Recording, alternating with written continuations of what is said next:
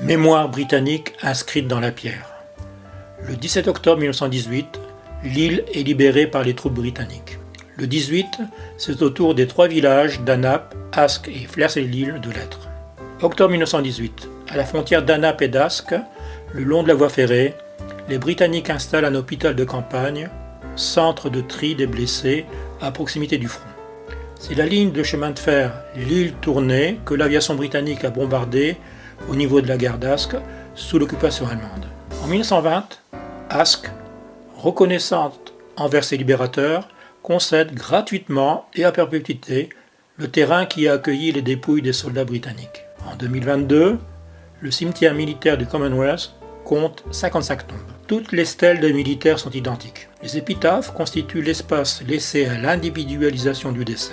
Liberté est laissée à la famille. Le jeune Herbert Frank Mile, blessé le 5 novembre 1918 à Pecq, en Belgique, décède le 11 novembre à Ask. Les Mile ont fait graver sur la stèle de leur fils « Dieu l'a pris sous sa protection, mais nous nous sentons bien seuls sans lui ».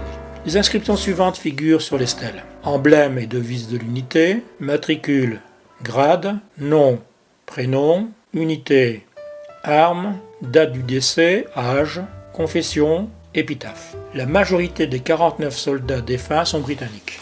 Quelques militaires sont originaires des Dominions, Afrique du Sud, Australie et Canada. 6 autres stèles soulignent le caractère mondial du conflit de 1914-1918.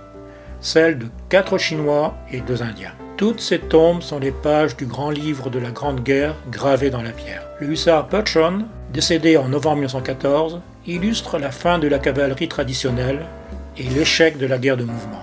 Le lieutenant Turnbull, pilote de la Royal Air Force, nous signifie l'entrée dans le XXe siècle, dans la guerre moderne, industrielle et mécanique. L'artilleur Tanner symbolise toute l'horreur de la guerre des tranchées et des pertes humaines suite aux tirs d'artillerie.